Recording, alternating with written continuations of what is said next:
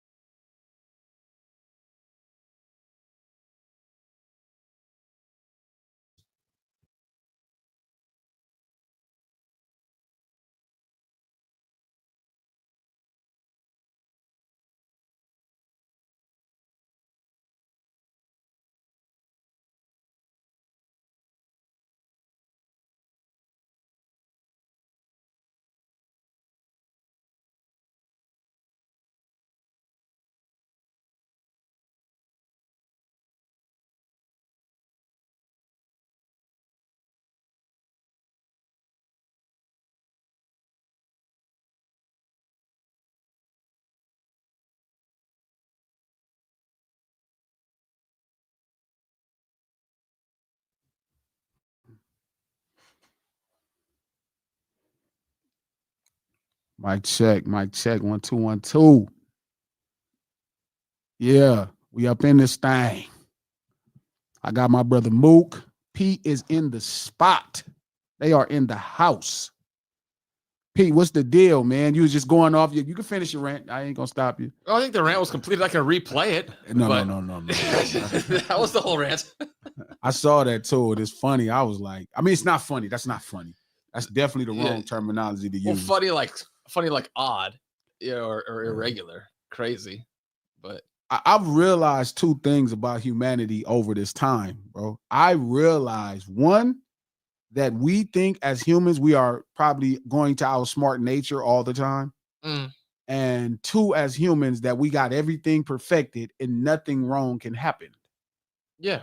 That's why we be so disappointed when some shit happen. We be like, oh my God, I can't believe this happened. Like, why would you not be able to believe this happened? We had two examples of that, like back to back now, where not only is it humans thinking they can outsmart nature, but you have like one time period where humans created an infrastructure for a thing and they understood and appreciated what it took to have it built and to make it work. Yeah. And now you're far enough removed from that where people were born with it just existing and they just think it's like oxygen. Like it's just here inherently and it just does it on its own and whatever the fuck. They do think that. And rest in peace to those people who lost their lives on that airplane in Washington, D.C., the people in the helicopter and the people that's in the plane. But it's weird, like I said, that people are in disbelief. And it's like, yo, this stuff is dangerous as normal as we make it. I have been listening to this. I've been listening to, not like through radio waves. I've heard the topic come up probably 30 times in the last 3 years as to how on the fringe our air traffic systems in this country are. And it's only a matter of time before there's a crash. And a year ago, landing at Dallas, Fort Worth, we had to pull a maneuver right above the runway or very close to it that I didn't even know those kind of planes could do. Like we're getting down, I'm looking out the window at like some lake and I'm like, I don't remember that lake being in Texas. And next thing I know, we're going straight up. We're turning like on a 45-degree angle over. If you look down the other side, we're like looking, we're basically perpendicular to the earth sideways. I'm like, what the fuck is going on? I didn't even know those planes could do that without falling apart of their own mass. Between nature and technology, just like street urban culture, we are entitled. Yeah. And so when we are reminded how dangerous, right, and as how adventurous these things are, right, we are in utter disbelief. How could this happen? Oh, it's easy. Sure. It's almost kind of like, oh, it's easy. It's like the music side, like the music side in like rap music. Like you had the original piece made by the writers and the band in like 1975 or whatever it is. And there's 8 musicians and all of that. And it takes a lot to make that work. Yeah. And then you'll take an extraction of that. And now in 3.0, there's an extraction of the extraction and an extraction of the extraction of the extraction. And people just, oh, yeah, no problem. And you think you're supposed to have these smash records. Yo, that's a fire effect, man. No, that's fire. So again, rest in peace to those people that lost their lives. We got to remember life is precious, even though we don't like to remember that. Life is precious, and you are not guaranteed to be here. Every day you are here, you are lucky. Just in case you forgot, don't let life keep reminding you that. Don't let other people passing away keep reminding you You feel me? That life Yeah. is precious and it can be over tomorrow. You know what I mean? We are really, it's a lot of stuff happening in this universe that is not necessarily as simple as it looks. Mm-hmm. You know what I mean? Whether shout out to the people, you know, who fought those fires and did the best they could, where it's a lot of rhetoric about the water and fire. Oh, it wasn't no water in the fire hydrant. Trust me, water in the fire hydrant would not have helped against that fire. Yeah. Right. The words I heard, used to always hear growing up that I never heard, interestingly enough, in the last month. Yeah. Biomass reduction. Biomass reduction. You know, like it's like that concept just evaporated into thin air, never to be heard from again. Anyway, it get worse and worse. No Ceilings Live, the lunch hour, every Monday, Wednesday, and Friday at noon Pacific Standard Time, right here on Digital Soapbox Network. Click the thumbs up button. Let everybody know you in the house. If you're on Twitter, retweet this link. Tell a friend or tell a friend. If you're on Facebook, like and share this. It's going down. We do this stream to support the No Ceilings podcast, right? We just dropped a new episode, Conversations on Mexicans and the N-word. It's a really amazing conversation. We're going to get Trap, Mook, the homie Jobs, and different people in the house to have the conversation after this one. So I hope everybody's strapped in. We finna go to a cold 2-3 hours of just talking craziness. And Mook, are you prepared? it's a link below. It's a link below. Listen to the No Ceilings podcast. Subscribe to it right now. Leave a comment. Let me know you came here from the lunch table. You can listen to it on Apple Podcasts, iHeart Podcasts, anywhere you get your podcast. No Ceilings podcast, executive produced by Charlemagne the God, the Black Effect Podcast Network, and iHeart. We're going to get this thing going, man. I got my brother Mook. Now, shout out to everybody at the lunch table who is unfamiliar with Mook, Uncle Mook. Mook is one of my partners. He's from West LA, brilliant brother, street as they come, but just a real different understanding. Pete is here today in Los Angeles. We are here. We are here, right? Because I got Pete in his first Orange County parade. And it happens to be a black parade. That is true. I have managed to deftly avoid Orange County parades for 41 years. Right? And but now no more. Pete has to be in a parade, and it's a parade. This is incredible. I got my man Trap in the house. You feel me? Yo, my man Trap from New York. And I got my brother Mash. Mash is supposed to be here because Mash is one of the organizers of the Orange County Parade. The parade is tomorrow. It's in Anaheim. I'll post a link. You meant here physically? Comments. It's in Orange County. No, you said I thought he was supposed to. You said he was supposed to be here. No, he's on the stream. Oh, gotcha. He's jumping in. I was like, and so Pete came to town so we could do the actual parade. You know, so it's going down. It's tomorrow at like 10 o'clock in Anaheim. I'll post a link in the chat and we can have a conversation. Shout out to Mash. Mash just popped in right here. Let me get Mash up here. But yeah, this parade is a cool thing. I really wasn't intending on doing it. Turn your phone sideways, Mash. So everybody can see your full face. Turn it sideways.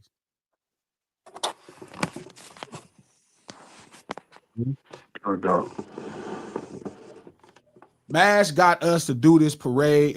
Tell them about the parade, Mash. We don't really do no advertisement. You finna be in a real conversation. Just so you know, you ain't getting up out of here just politicking. It's gonna be we got a real conversation. And Mash is one of those people that when I say something, he'll make sure he hit me like, I don't know about that, G. So Mash plugged us with this parade in Orange County. Mash, go ahead, man. Tell people what's happening. Yeah, man. So basically, this is the 45th annual Black History Parade that goes on in Anaheim and Santa Ana. I'm waiting for the president of the organization. He should be linking in BH. His mom, she originated this about 45 years ago in the city of Santa Ana. And, nice. Yeah, she started it, and she started it basically with them as a family. Like they just started it from the ground up. They just came in, and she had her family out there. Like with BH being one of them. They actually was doing the parade in the street, and he's in here right now. He could explain it more to you. You know, BH, shout out to the big homie BH. Always been a solid since I changed my life and stop doing the stuff I was doing. He's one of the earliest supporters of Glasses, Malone, and hip hop. BH, that's my man. Trap right there from Queens. Pete right here in the house, sitting there next to Mook. No Sellers Podcast. It's my man BH, man. Y'all show BH some love, man, and at the lunch table, dog. Hey, how's it going, everyone? What's good? Tell him the What's good, story, BH? BH. How'd y'all get that thing talking going, about man? the history. So the history, we talking about the 45th annual on OC Black History Parade. Now, when the person say OC, first thing they think is there's White no people. black. Well, at one time in Santa Ana, Santa Ana was the only place blacks were allowed to live in Orange County. And we had a nice, 15, 20,000 blacks and maybe a 2-mile radius. So it was all black in one area. So you're talking about in 2 miles, we have maybe 8 or 9 churches. The high schools, the whole area is black at this time. So in 1979, after having 10 children, my mother came back into the community, and she wanted to do something to showcase what was going on in our community, the rich culture. So she went to the city hall, city council asked for permission to put on a Black History Parade. And as she put on they said what she needed. So basically, she went and got 25 signatures from, people in the neighborhood, registered voters, and people of the community. She took those 25 signatures back to the city council. The city council said, "Okay, you can have this Black History Parade."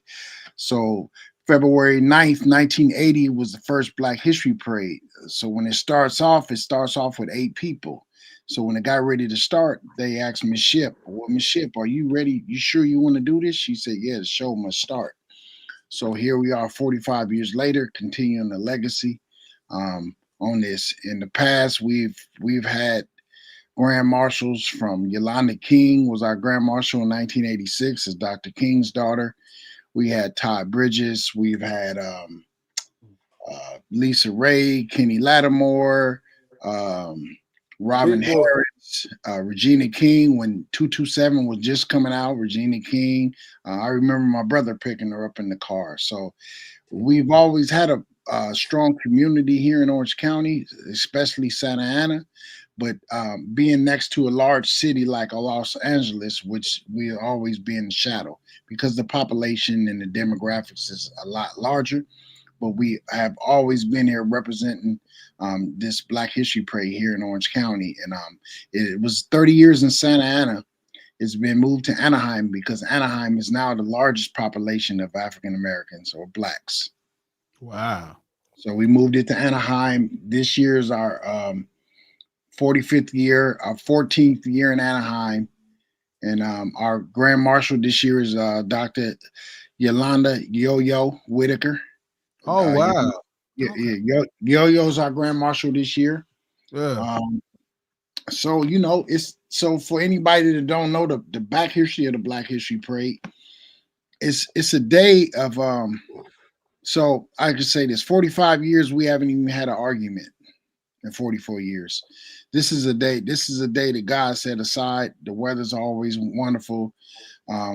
This is a day where you can come out without insurance and get resources. We have Cal Optima, we have Kaiser, we have all type of stuff. You can get screening, you can get it's community resources.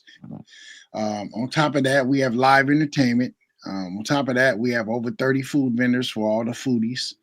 And in total, we have maybe about 170 vendors. So you have product booths for people to selling things. You have information booths.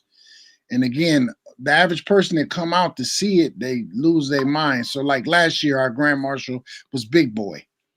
Big Boy comes out and Big Boy just shakes his head and said, "I had no idea this was going on out here in Orange County."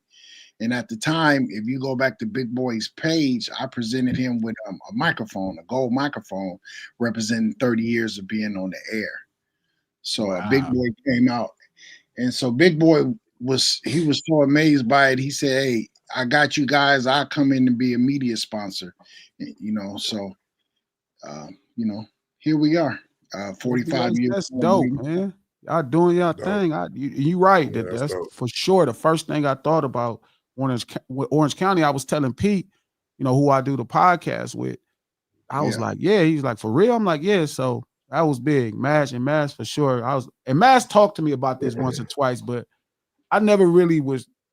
I've been asked to be a part of the Compton Parade, Watts parades, different parades, and I'm like, I don't know. But something about taking my black ass to Orange County really kind of was like, you know what, that might be all right.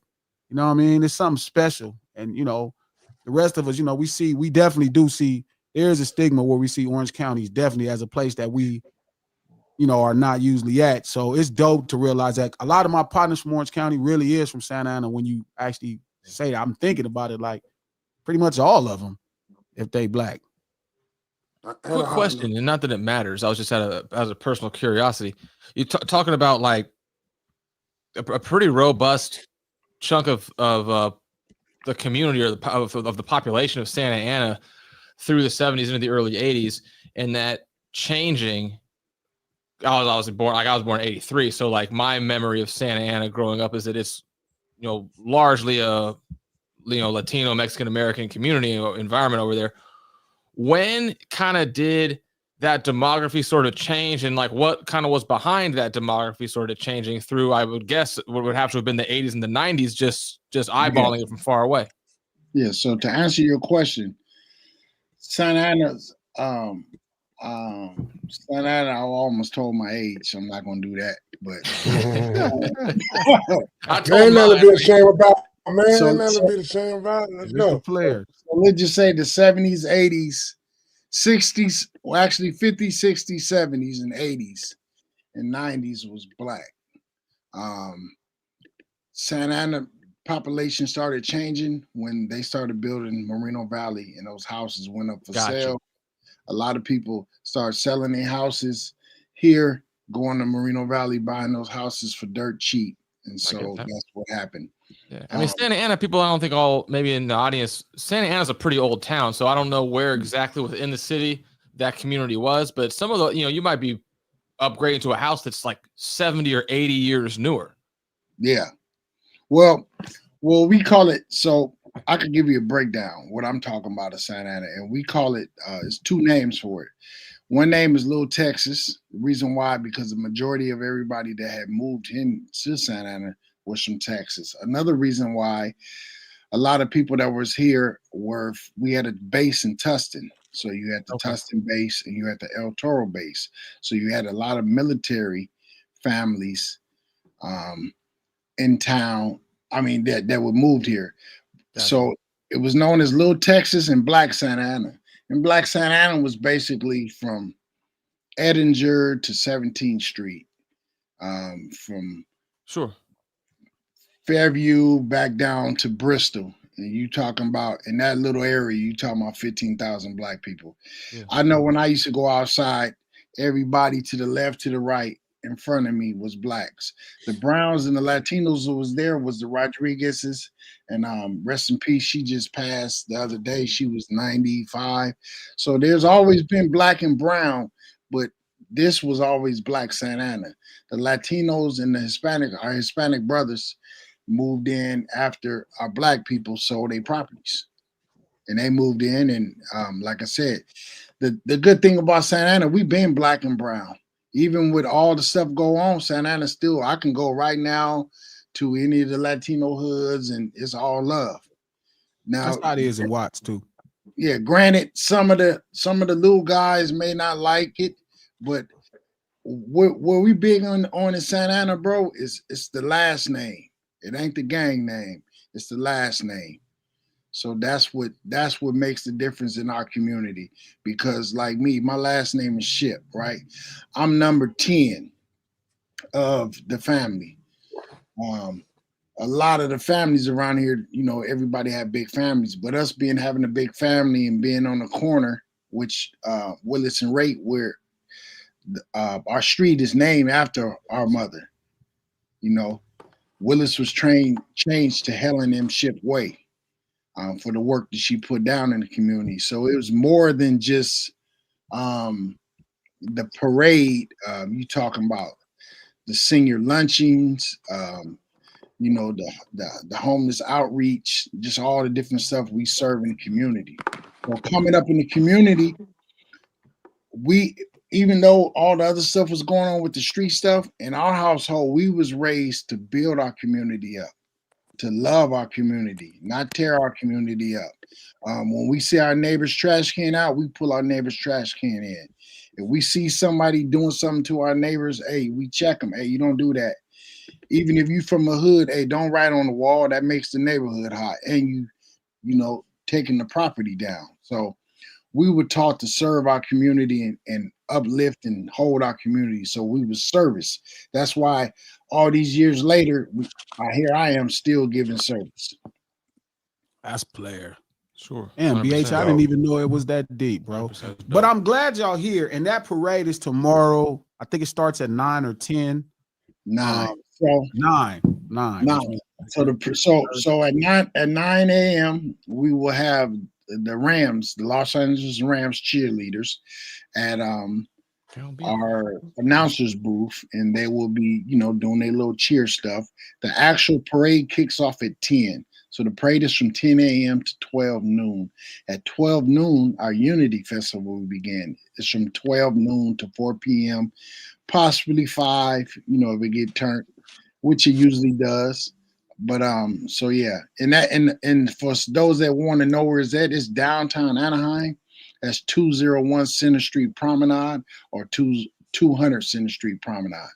Say that again. 201 Center Street Promenade. Center Street. Center Street Promenade, and that's Anaheim, California, 92805. Promenade, I can spell.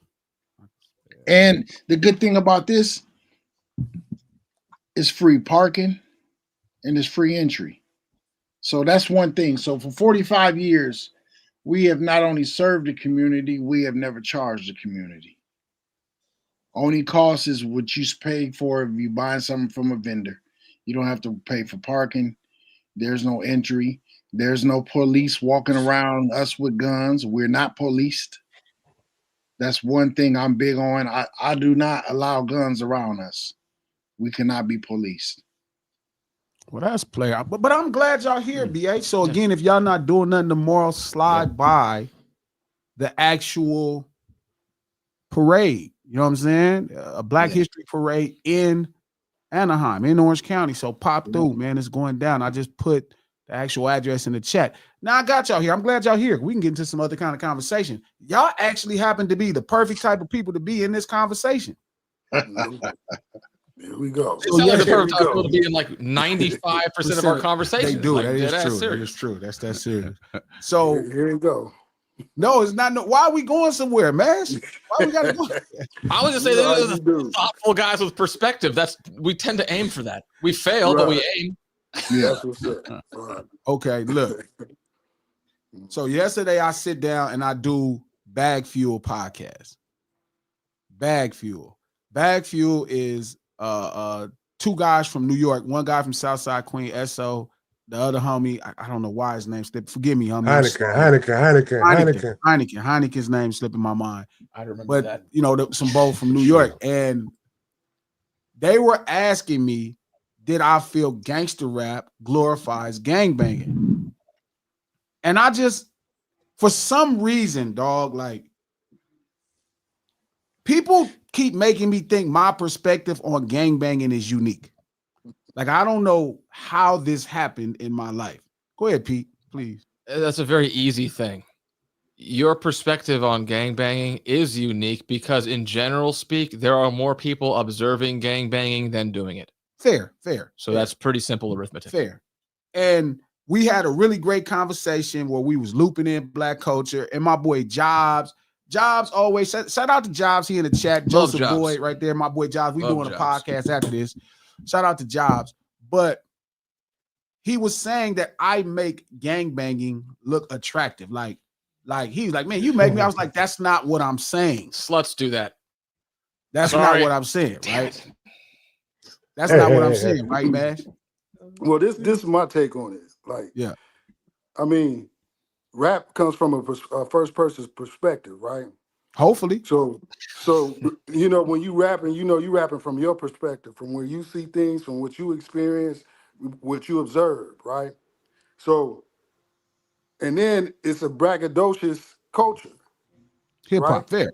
Yeah. Right. You know what I'm saying? A bunch of poor people So always act like they got more than the next person. I don't know where that it, come from. it comes from building our self confidence up. You know what I'm saying? It comes Yeah, from because you don't have nothing. speaking. I agree. Yeah, Yeah. it's You know what marketing. I'm There's saying? a fake it till you make Yeah. it principle in No, marketing. but Mash is Yeah. right. Like nobody is harsher than on people with nothing than people with nothing. Like Yeah. you will Yeah. never hear wealthy people be like, y'all broke. It always Mhm. be a broke motherfucker telling you y'all broke. It be Yeah. a dude Right. next door to your house that got a pair of Jordans like he got something. Nigga, No. you live next door. No one has Yeah. more money than a guy with $50 than a guy with $51. Yeah. Right. All Yeah. right, go ahead, Mash. I'm Right. sorry. No, so what you know, it's a braggadocious thing in our culture. That's part of the culture of hip hop, of rap music, of gangster rap music. So you're gonna be, of course, you're gonna, you know, put 2 on a 20 and put your resume out there and inflate your resume and make your resume look, you make yourself look bigger than life. You know, so of course it's gonna glamorize and make gangster rap look big. I mean, you're supposed to speak up. You're supposed to elaborate. You're supposed to make yourself look the greatest of all time. So of course you're gonna make it gangster rap look attractive if you coming from gangster rap. This is my point, and here's something that to me that's disingenuous. Somebody said, well, shout out to IVS, who I think is new to the lunch table. Shout out to everybody at the lunch table. Shout out to Dan, Joey, all the homies, Queen.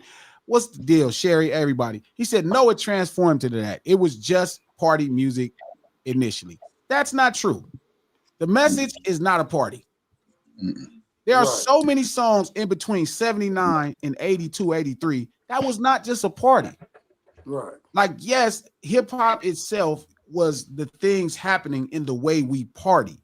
But again, it was never like a bunch of buffoons in a room just partying without no awareness or conscious of what's happening outside the door. Of course, the music always represented what was outside the door. So it's this weird, it's either an ignorant or this disingenuous thing where people always act like, oh, well, you know what? It was just cool. It wasn't. When you hear right. Melly Mel and them complaining about their environment, he's not partying. He's telling you how messed up it is. And let me take it to my boy Trap from Queens because he can elaborate. He knows. So when it came down to hip hop right there, it was always viewed upon as being the voice of the voiceless. You know what I'm saying? So we was getting out a message that wasn't being heard, you know what I'm saying, commonly like that though. So it didn't start off as being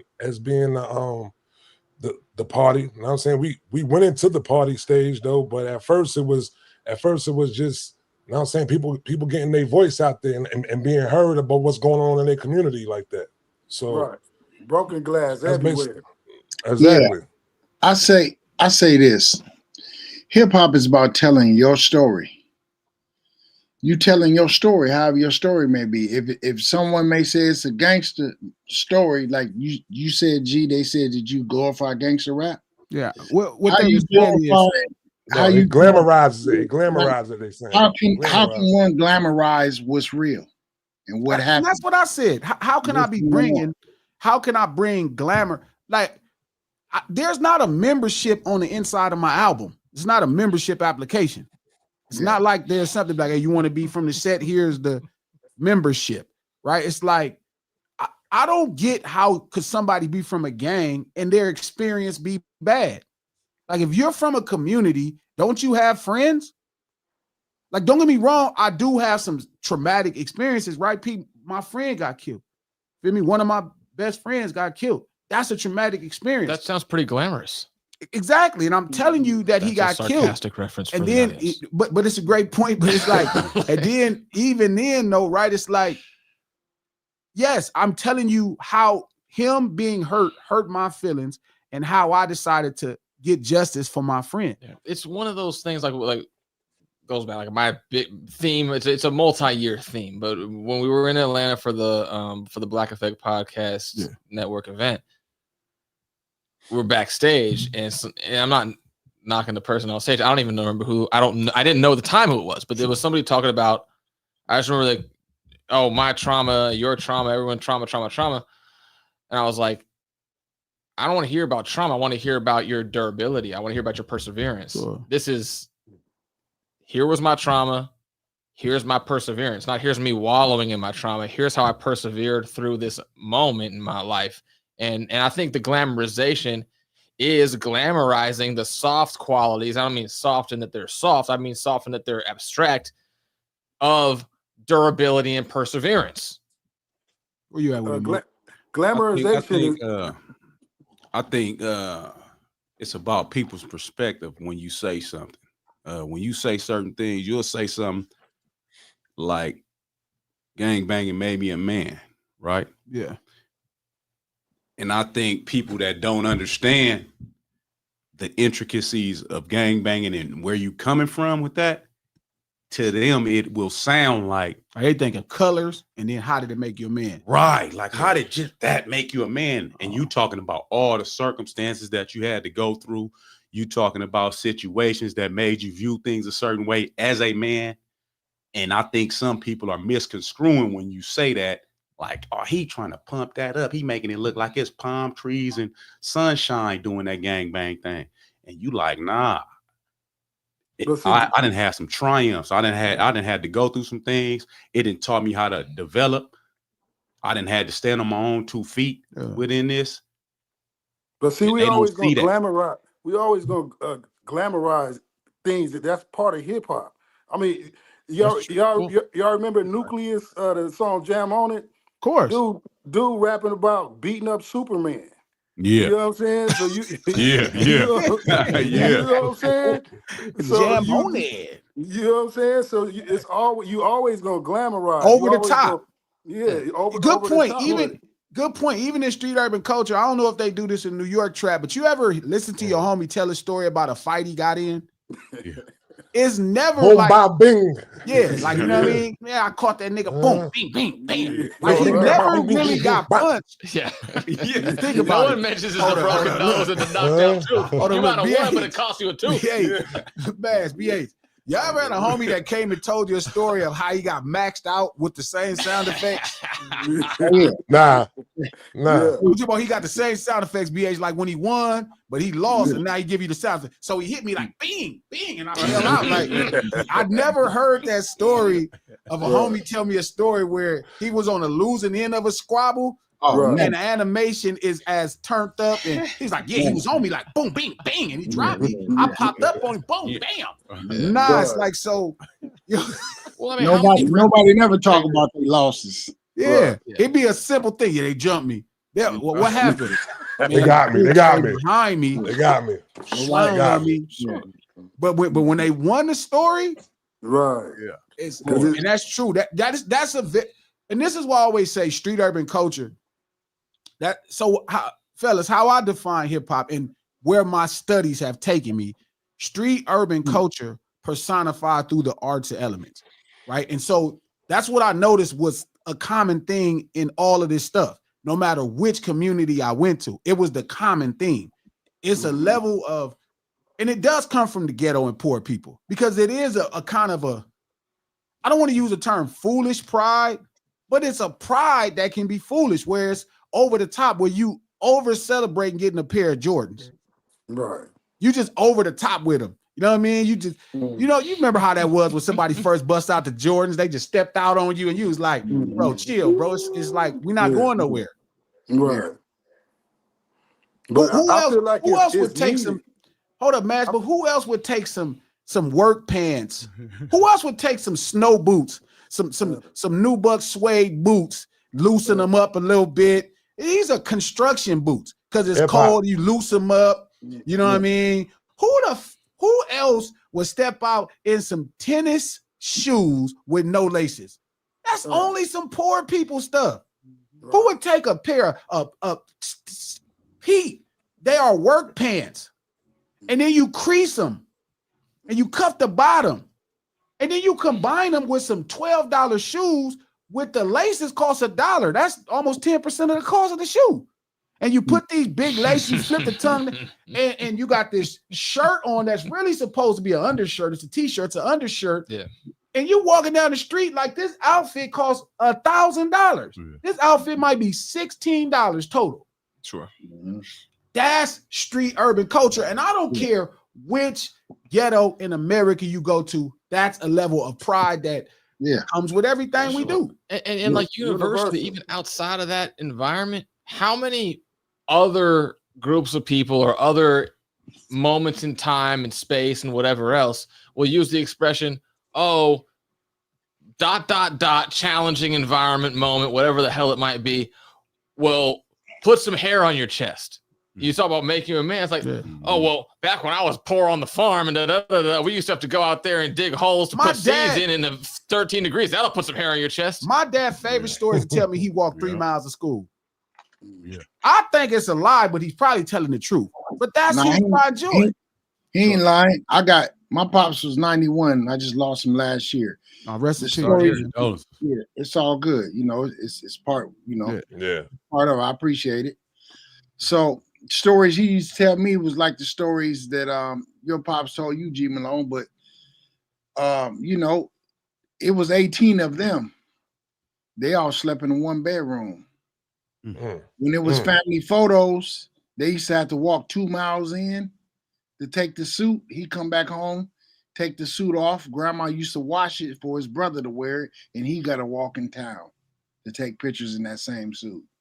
So I know all about them stories. You feel what I'm saying? And I think that's the catch. Trap. That's where, like I was telling Trap the story yesterday of when I knew, like when I first fell in love with hip hop, everybody kept asking me. And I go back to this one specific day. I'm in New York and I'm shooting a video for this song I got with Nip and Snoop called East Side Crip Gang. Right now, I'm just figuring out what hip hop is about. Like because I had made a bunch of money in this space and did well and real fast and early. Didn't really know nothing about outside of making a song or rapping. 2012, I get into records. 2014, I end up really trying to feel like, let me figure out what this hip hop thing is. And I'm in New York shooting a video. Shout out to my homeboy Winklow, all the UGs from Brooklyn, from Flatbush. They Crip gang called UGs, not necessarily underground like here, but they did connect. So I'm shooting with all them. It's a bunch of UGs, A-Trays. We out here 200 deep in Brooklyn, Flatbush, 21st and Church. Apartment building called the Castle. Almost look like a project. Castle, I know what that's at. Region, right? So it's called the Castle. Exactly. We out here deep. No lie, about 200-300 deep. So we shooting the video. It's love. It's like, wow, they embracing me. They showing me love. I'm embracing they movement. And you can see the brotherhood that gangbanging can be. Most people don't see the brotherhood gangbanging can be because you only see, the movies only show you about is the brotherhood. Yeah. Shit, the local news only covers. Yeah, exactly. The news only shows bullshit. So you don't get that moment where I'm out here with a bunch of. So it's about 3 brothers I know, but it's 200 brothers embracing us because we kind of believe in the same ideology and we found a way to identify with each other 3,000 miles apart. Right. So we shooting a video, we 200 deep, we posted up. Bam, now I'm in New York, Flatbush, Brooklyn, right? Doing my thing. The police come. Now, Watts will get into it with the police. Like, and I'm sure other communities in LA, but I'm sure in Watts, we are extra over the top. Like, we will get into it with the police fast. Yeah. But that's not a normal thing in LA. Most of the time, we like, I'm finna go do my thing. I don't have no business dealing with these people. They're gonna get in my way and get in my business. So we shooting the video. We ain't got no permits. We just out here in the middle street, 200 deep. We damn near blocking the whole street. You know what I mean? We breaking the law, right? But we shooting the video. Police come. They come by the paddy wagons. I mean, there's white people. Growing up, you used to hear story, Pete, about policemen in New York, like fat white men and be eating donuts and coffee. These motherfuckers. We call them the Irish. White shirt. The white shirt came out. No. These motherfuckers look like they was at the gym.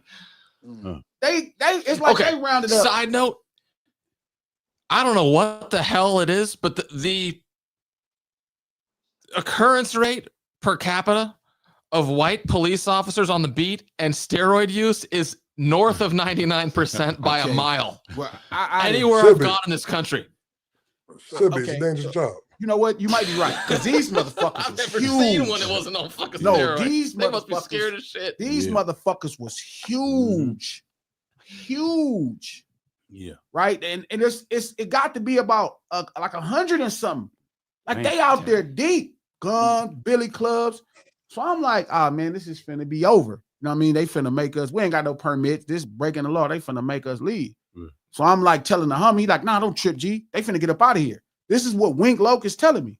I'm like, who finna get out of where?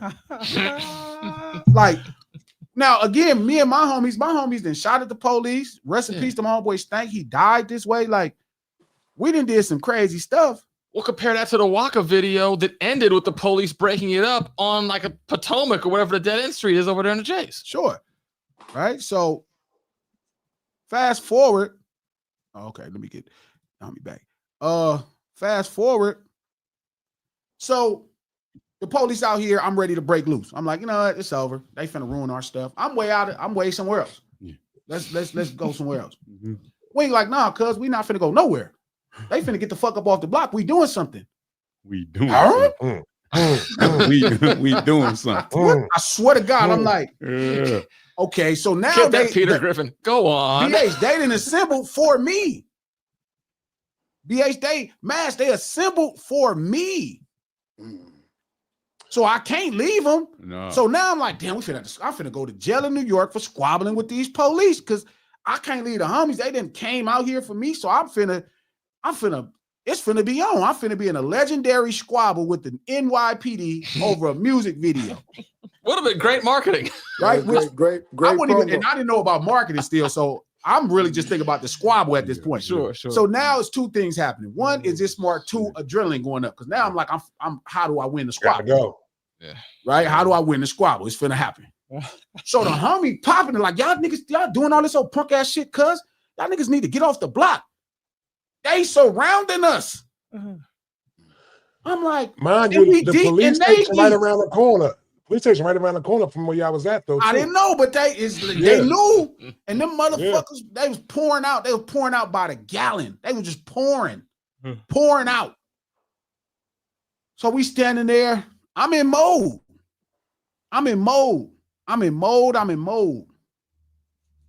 So we ain't like, yeah, if they don't move, it's gonna be a real problem. Who is this nigga talking to? I know he ain't talking to these white people like this, and these police is knowing we breaking the law. Like, I don't care about none of that. Them niggas is finna leave.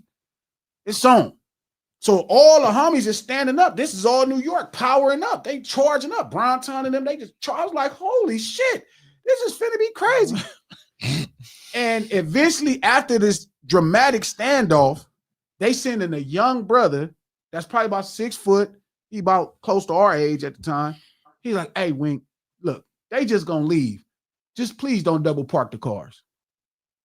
He said, cool, but they got to get the fuck off the block. He talking loud for these motherfucking white folks to hear him. And they left. Yeah. When I tell you, as they should, though, that is the first time I ever really saw the power of hip hop. I never saw that. And I knew from that day on, when I came back, I was going to bring that energy back with me from the West, and I was going to live in that energy combined with everything that we are here. That is what made me fall in love with hip hop. That's why I understood New York's stronghold and why that type of creativity could come from them brothers. They stand in a level of righteousness that supersedes the law.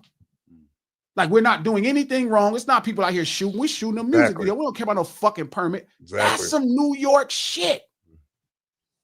And I came home and I never let that energy go. I don't give a fuck what nobody be talking about. And shout out to everybody at the lunch table who don't understand this, but that's also how I wear my crippin'. I wear my crippin' with that pride. My crippin' don't mean I'm gonna take something from an old woman. It don't mean none of that. It means I'm gonna stand up for somebody, even if the odds is against me. Who you are as a human being will be magnified with crippin'. It don't make you nothing. No. It will magnify. If you're a crappy human, it's gonna make you a crappier human. You know what I mean? It will empower you to be a crappy human. But if you a solid brother, if your parents raised you to be a solid brother, oh, it's gonna make you 10 times more solid. And that's so when people ask me, do they feel like, do I perpetuate gangbanging through gangster rap? I'm like, no. I'm telling you how we live our life through this street urban tale. The same person, BH, that told me how to make crack and sell crack also taught me how to fish. Like genuinely fish. Mm-hmm. Like fish, scale of fish, Yeah. gutter fish. The same person who taught me how to sell PCP taught me how to fight and stand up for myself. Taught me how same person taught me how to fix a lowrider, taught me how to, you know what, hey, don't let nobody kill you. I don't care if you got to take their life.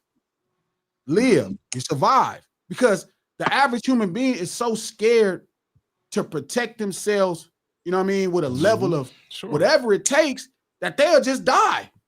Humans will just roll over and die. Yeah. No, I mean, like, I've always been kind of fascinated by the idea of like people go on vacation. And I understand who's going on vacation or whatever, but you see like people will go like, I'm going to say just fictitiously, but like to Mexico and they get kidnapped, held for ransom. They get kind of tortured up a little bit. You couldn't get me in the van. I'll die here on the side. You're not going to start cutting fingers and hands off and sending them back to my family for money. I don't want that. Just end it here and now. Yeah, do that right now. And that's what I appreciate.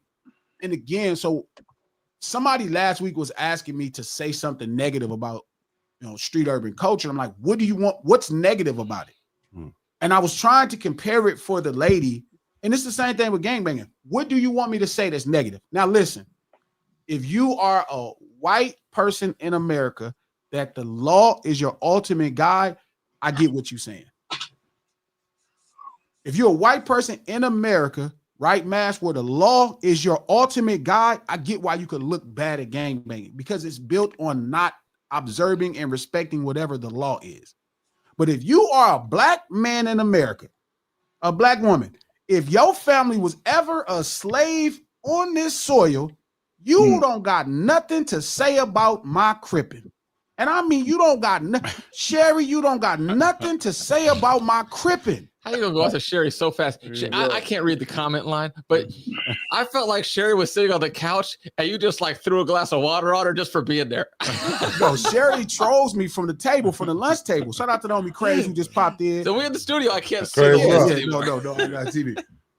You get what I'm saying, Matt? So I get it can have an ignorant connotation. I get it, BH. I get it, Trap. I get it, Mook. I get it, Pete. It could have an ignorant connotation. But can't no black person in America that came from no level of slavery in America tell me about my, shut your punk scary ass up.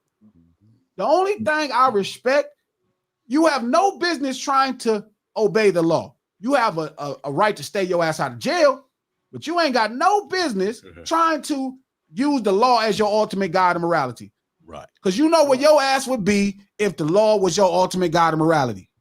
If the law was your, you know, you be right there on that plantation. Well, you know, masters say we can't get up off this thing. You got nothing to say about my crippin'. Any black person whose family came from slaves, you have nothing to say about this crippin'. Shut your ass up. Shut your scary ass up. Shut up. I think it's like there's, you know, you were saying, like, you know, insofar as like exposing like what type of person you are, but it's that kind of environmental exposure to reality. It's like the whole argument, and you'll see it more in like because California is obviously very anti-gun. Well, what if someone's breaking into your house? Well, call the police then.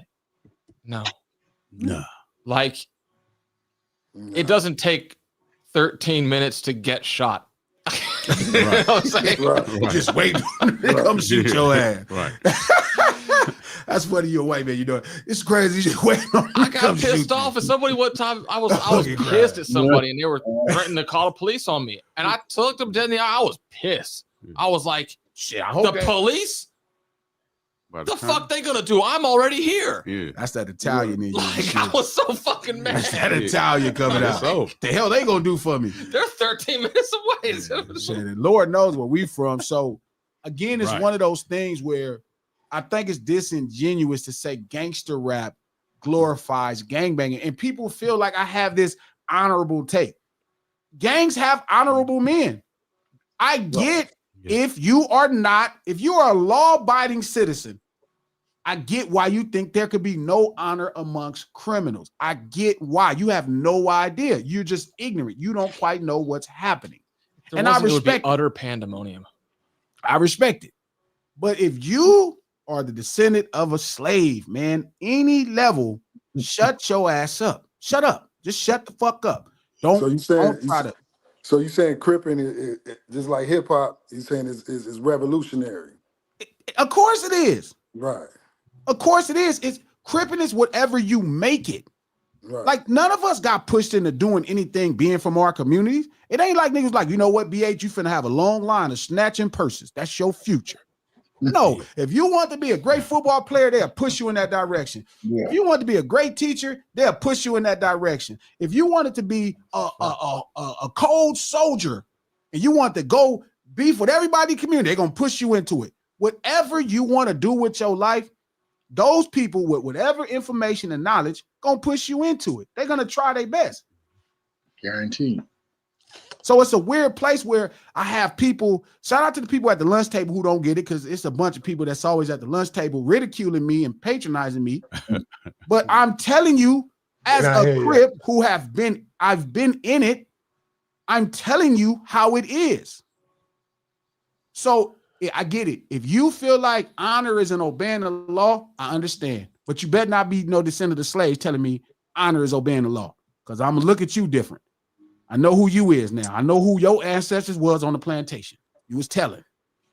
Just because it's law don't mean the law was right. Hands down. We already know the law's wrong. The law said you had to stay right here and you belong to somebody. Well, you know why every law was created? Because they had already broke it and they didn't want you to do it. They like, oh, we already up. All right, stop. That's Pete's favorite line. Pete's favorite line to me. And you know what? Nobody make a better criminal than a white person, because they just get away with everything. Pete always tell me they like glasses. Pete always tell me like glasses. They want more government because they know people can get in free trade and make the most out of it. Yeah. And the gap between, and I think the people think that is so often missed in general is how huge the gap is between the law on paper and the enforcement of the law. Mm-hmm. There is a gap in there 100 miles wide. And that's like the flaw in this. People will say, oh, it's imperfect. It's like, yeah, it's imperfect because idea and enforcement of idea really have only as much to do with one another as you want them to. Mm-hmm. Shout out to Queen Lady Act and at the lunch table. Thank you for being here, Queen. Glad to speak on the pain, betrayal, broken families, pain of women sacrificing their lives. I can't really speak on that because that's standard in life. Mm-hmm. That ain't nothing exclusive. It's not like something in game. Maybe like, you know what? You got to betray somebody eventually within the first 7 years of your existence. You a scumbag if you betray people in gangbanging, just like in real life. If you betray somebody, their lives? go to jail with a friend and let that person. You want to hate somebody? Go to jail with somebody you grew up with, and then they tell on you when y'all did a crime together. You want to see that? You want to see real hate? You want to see betrayal? Yeah. That's the same thing as your man cheating on you. I can't get into that. Y'all can't make that a part of the culture. That's a part of the human experience. Ain't nothing about gangbanging they ever told me to betray nobody. You know what? Now set your homie up. You know, so we raising you to set this person up. Right. That's not a part of street urban culture. You feel what I'm saying, Trap? Nobody be like, you know what? You got to betray somebody by the time you're 21.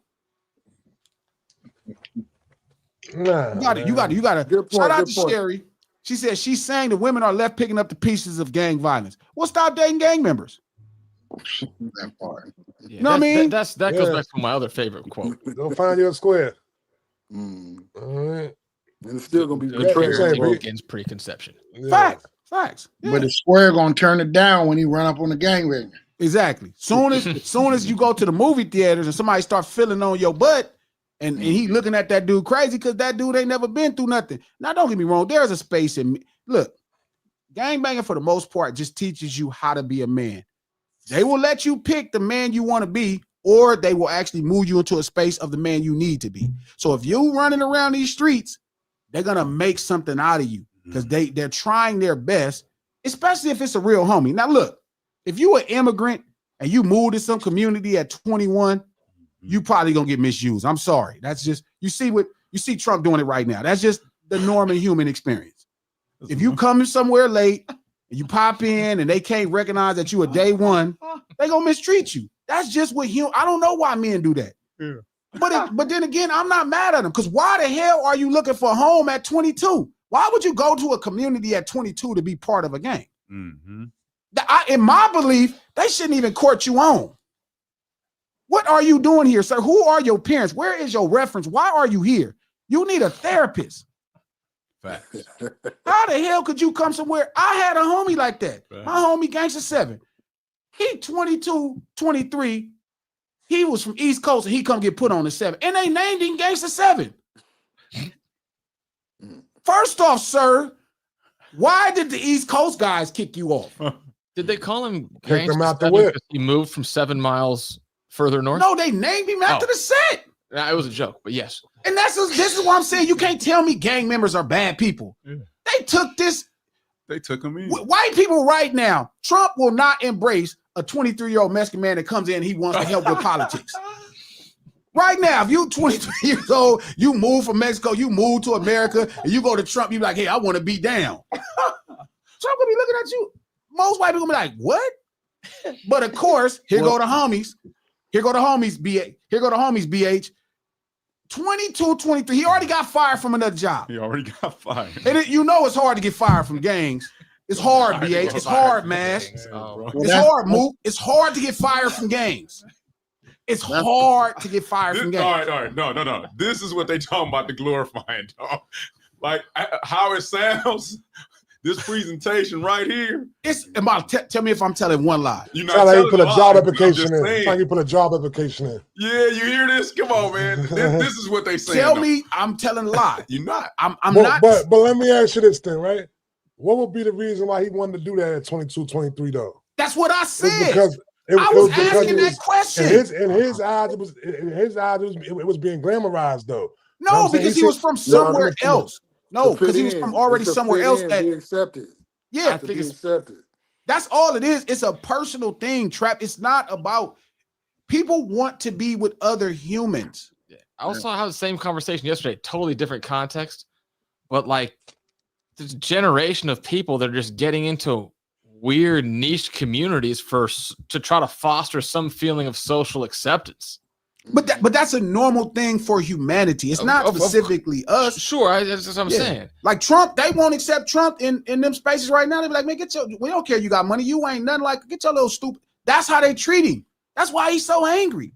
You know what I mean? Like, I'm a white man too. They like, nah, you ain't a white man like us. You just got some money. Your family got some money. Y'all ain't no, you know what I mean? And it's real that, but when it's gangs, it's different. But I was one of those people trapped that was like, and Gangsta 7 probably will see this podcast. I'm not dissing you, homie. You my guy. I'm just saying these are my thoughts when somebody comes to a community and you want to put your life on the line for strangers. I think you should see a therapist. If you want to be from the set at 23, you need to see a therapist because something clearly ain't right. You know you could die. It's attachment, though. See, he's attached to that because he came from it anyway. But when So you come now, from that, if they booted him, though, now I need that again. I need that feeling again. So if I move to another area, yeah, but you don't have that feeling. It's back what you said, though. Yeah, It's that's why therapy. It's therapy therapy needed. Yeah, I'm just trying to tell you that's what it is. It's like fucking strippers. Facts. It's a different. It's a different. Ready for that, though, man. Facts. It is though. Ready for that, man. You Come right, on, man. It's a different. It's a different. For that, man. Somebody can be. That's why I tried to tap you, get you ready. Oh my I tried to get you ready. You did tap me. What'd you say, BH? Oh my The difference is you get a lot of people that's joined the gang, but they ain't from the hood. I swear to God, and it's weird because yeah. why would you join a gang if they're not your lifelong friends? That person needs therapy.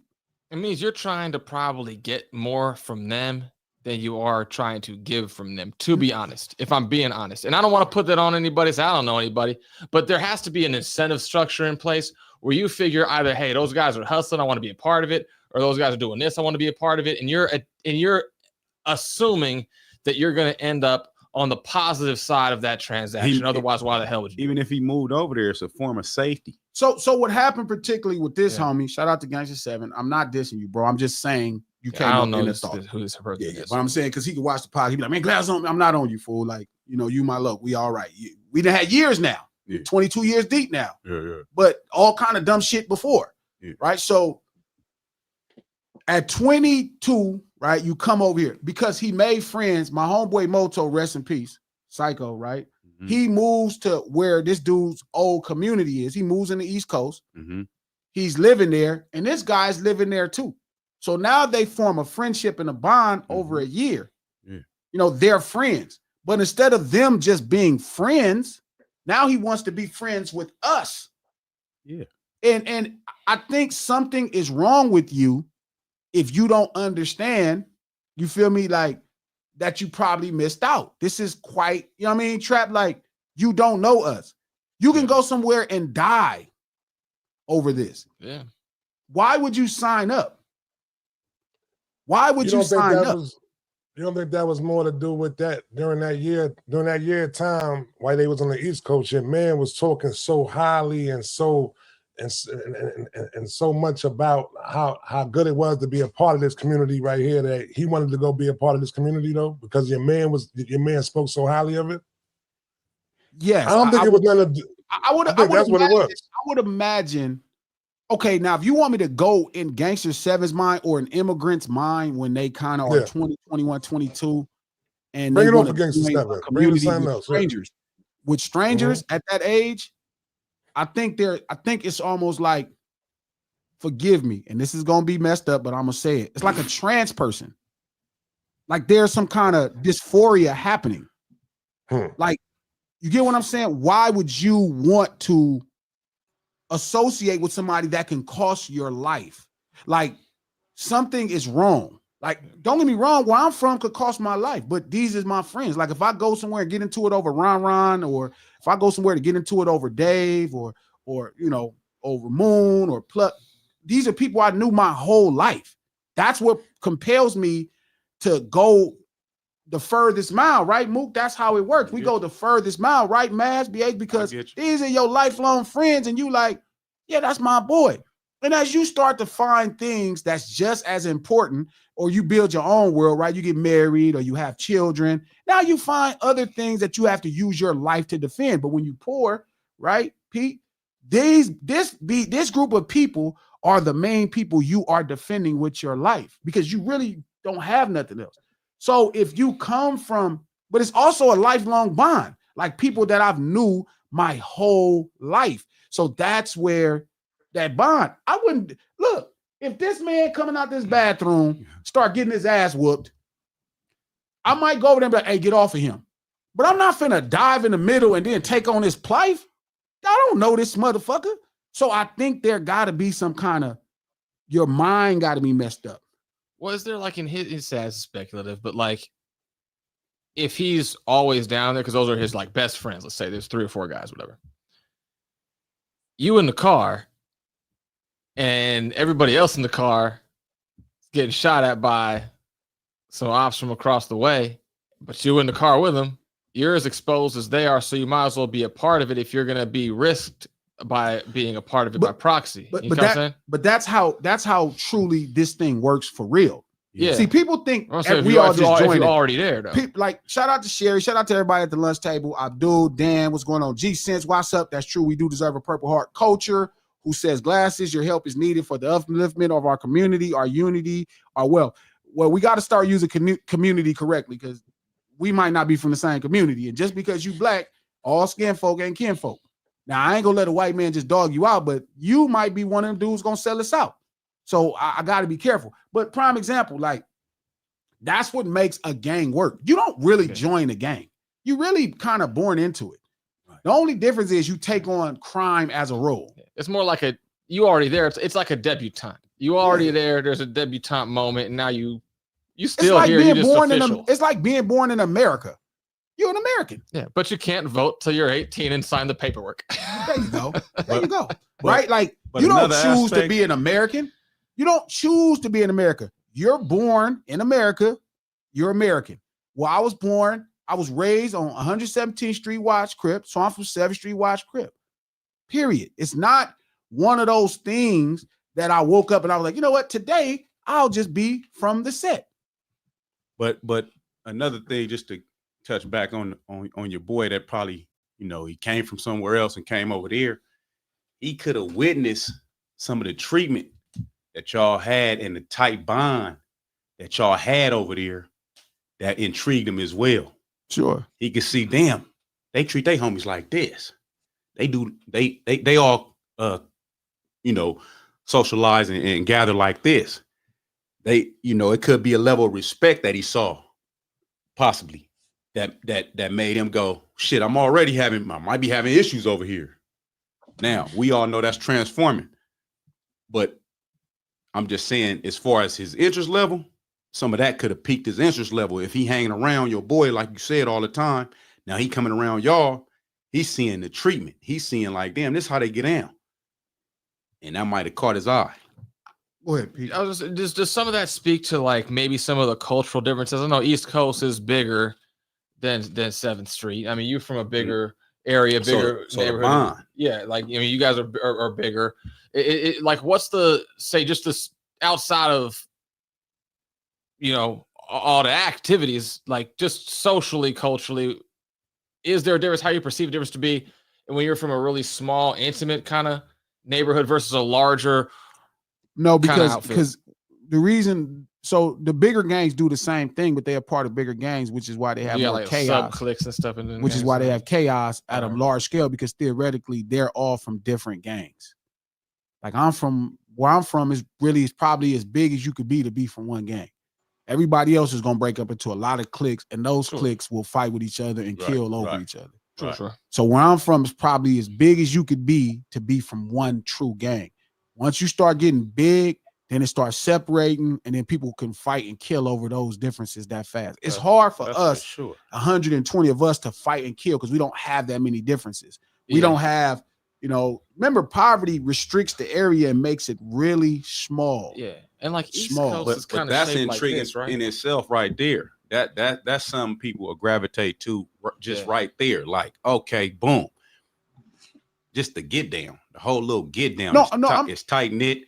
I'm not saying why I couldn't understand why he could see the community and say, hey, you know what? I want to be down. Yeah. I'm just saying, but once you become 22, 23, now you can start to, what's the word I'm looking for? You can start to, you get a little more perspective. You start to realize what's really at stake. Shit, I'm gonna be around y'all anyway. You're now. I'm gonna be around y'all. It's kind of more to what people. I don't know if I'm gonna be hanging anyway. This is how some of us just grew up. Sure. I don't want to get shot, but I live over here. I'm walking like you said. I'm walking with my homeboys anyway. We gonna get shot, but that's different. But if I'm hanging with if his boy is from y'all area, sure, he hanging with him all the time anyway. He coming around y'all all the time anyway. Shit. I'm finna get shot with y'all anyway. Shot at with y'all. I'm just, going off what he probably thought. And I don't know. But he like, shit, y'all already operate tighter. Shout out to Tupac Must Die. Right. No, I get it. I'm just saying, again. If I'm finna take on these beefs anyway, we might as well. Like he might have felt he might as well make it official. Yeah. But being from a gang is like I said, true gang banging is like really being American. It's patriotic in nature to a scaled down thing. I know, Maz, that sound crazy. Maz, like, no. Hey, no. This is the glamorization, right? How is it? There you go. There you go. No, I'm just telling you. Is it glamour in being American? No, I'm not. When you go to another me. country, do you wear America as a pride? Do you have your flag in your back pocket? Somebody hearing you speak. I think this on is the outside looking in. That's an insane comparison to the normal person, man. But how is it? But how is regular? But how is it insane comparison, Pete? If we really are born American, I think it goes back to like the general public and the perception. Yeah. Like a lot of people, just chronologically speaking, kind of just like through movies and shit, became made aware more of like Mafia, Cosa Nostra stuff as like, an enterprise unit. and then start to apply those same principles to everybody else. It wasn't like, oh, I grew up here, so therefore I'm de facto like a member of the whatever family. But that's really how it works. You couldn't be a member unless these things happen. Sure. What's weird is that, But just hear me. It's weird that we get isolated, right, into this weird space like it's just us. This is the standard everywhere. Like, this is normal. Like, if you want to be a part of the mafia, then you have to be of Sicilian origin or something, or a heritage rather. yeah, and Like there was a lot of tension and extortion between the civilians and the mafia. And we're Like, not. I could I have personal experience. And not here's the personal, point. Ryan familial. Lancey couldn't be in the mafia because he was Jewish. Exactly. He made them all that money, and they was like, you know what? You You can't was be in it. born where we You was ain't pricking born the at. thing. Your parents ain't our parents. We get money with you, but you can't be Keep bringing down. the money in. Keep bringing the money in now. Sure. So I think Ace too. They so what did I'm Ace saying- like that too.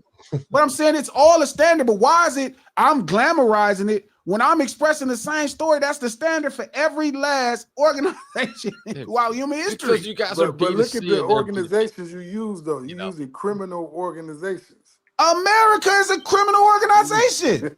Facts. I'm not saying nothing crazy. Yeah. They came here and Yeah. pumped people for the land. That's not how they view it. Stolen land. It's the truth. I mean, not the viewership, Yeah, the yeah. fact. Yeah. The fact is there were people here and they said, we coming here, y'all gotta move. Yeah. Right. And they moved them. But why is it when I say it, so we're glamorizing America when we act like this didn't happen? No, we tell the truth. I'm not glamorizing America if I say America came to this country and pushed all the native people out the way. That's not glamour. No, I don't tell a story in a much more, I you know what I agree mean? with I don't tell a story in a much more pleasant way. This is what happened in America. They came here, Pete, and said, oh, y'all not doing nothing with this? We know what to do with this. We got a plan. We was just somewhere where they was doing more with this land. Let us do our thing. And they start moving people out the way. Oh, this us. Oh, Mexico, we want this. Y'all, we give you 25 million for these states. It's California, this Texas, Colorado, all this New Mexico. We'll give y'all 25. We don't want to sell it. What you mean you don't want to sell it? We need it to do our plan. We don't want to sell it. Okay, well, all right, look, go start a fight with them. The fight start, the Mexico kick ass. They like, oh, you know what? They spilled blood. They got at the homies. Now we need to send a troop in there. So they send a The troop way in he there. put this and together mop with them up. gangbanging is crazy. It's the truth. Yeah. Tell me when I'm not telling the fact. This right here. Tell me That why. the- Tell me where I am telling I'm a trying lie. to get him to understand that this is the way. I don't know. whether it's facts or not. So we I'm don't telling care that you. it's a fact. I do. I'm just telling you. I'm just telling you. People viewing this, listening to this, is like this nigga's crazy. Why am I? Don't use the word crazy. He telling the truth. He is. Yeah. I'm 100% with him. I'm just telling them Yeah. this is how people can see where they'll say that you're glamorizing it. So am I glamorizing American history when I tell the same No, story? you're telling it. But the thing is, half these people don't even know that. So again, They don't even know that part of to the history. Sherry's point, right? She said, "I'm sorry to my people What I you say? invited here. He's just different." See? No. So should I be That was suppressed good. by her ignorance? No, you got to do your thing. I was just pointing out the story that can get you into the water of people starting to feel that you glamorize. Y'all have to understand. I am not telling you my truth. I am speaking facts. Yeah. I'm not. There's no emotion. This is a fact. They came here. They started a fight with the Mexican people because the Mexico didn't want to sell the land. That's a fact. So they sent troopers in, started a fight. They got their ass whooped. The Mexico kicked them people ass. Facts. They went to the government. The president went to the people, said, hey, they spilled blood. Facts. We need to get on them. They send people and start fighting them people. Facts. They fucked over all of them people and made Mexico sell the land for $10 million less than they offered. Fact. Where's the Indians at right down this though? They don't know that's part of them that's getting moved out to space. Fact. I'm not saying, why is it I'm glamorizing? Because I'm giving you facts. I'm giving you facts. I'm not telling you my. So when y'all look at me and y'all want me to say, oh, well, you know, you born in the set and you from the set, You born in America and you American, and ain't nothing you can do about it. You can go somewhere else, but if you play around, you're gonna have a problem. Trump That's a told you fact. that. You can go somewhere else. What am I saying crazy? Like, what am I saying? Why is this glamour? Why is it when black people do it, we tell the same story? If white people do it, it's fantastic history. When black people do it, oh, you making it sound too good because niggas can't do shit. Tell the truth. Yeah. Say that again. Tell the truth. Tell the truth. Tell the truth. Say that again. Just tell me, just Glass, you know what? I don't fuck with niggas like that. Even though I'm black, Yeah. I can never look at us in a positive light because white people didn't do it. That's a fact. Yeah. That's how the lunch table treat me. Yeah. I'm saying facts, and everybody talking about, well, you know, he just crazy. Why am I crazy? I'm pointing out to you historical facts. I'm giving you comparative facts. It's a fact you born American, you American. And if they have a fight with somebody else and you don't want to fight and they need people to fight, guess what they're gonna do? They'll make your punk ass fight. Yeah. Why is it different when I said it? Why should I not be proud of where I came from? Guess what, Mook? If they start a fight with China and Russia right now, and they like, we don't got enough people to fight, guess what they gonna do, Mook? They gonna make your punk ass fight. You gonna be like, well, I don't even like America. You in a set, fight. You with us. Going to jail. Bring your ass. And if you don't bring your ass, they gonna kidnap you and put you in a room with bars. They can't make me think I'm crazy because I'm not. That's right. You can make me know you ignorant. You can make me think you were part of white supremacy. You think everybody white people do is right, but you can't make me think I'm crazy, nigga. Right. I'm not. I just sat right here and read. I've been sober this whole time. All this cripping, I was sober. I watched everything. I saw it. I asked questions. I don't give a fuck if a nigga was crazy. I asked him questions. Like, what was that about? Yeah. Because I ain't never ran from no facts. I ain't never ran from no homies. I'm not running from nothing. We gonna run to it. So they can't make me feel upset. I'm not telling the truth. I'm giving you facts. The fact is you born American because you born here. I'm from the set because I'm born there. I'm born there. And if somebody do something to my friend, I'm gonna stand up for my friend. That's not glory. That's what being a man is. Just like being a man is when somebody comes to attack this country and they make you sign up and you go get busy, that's being a man.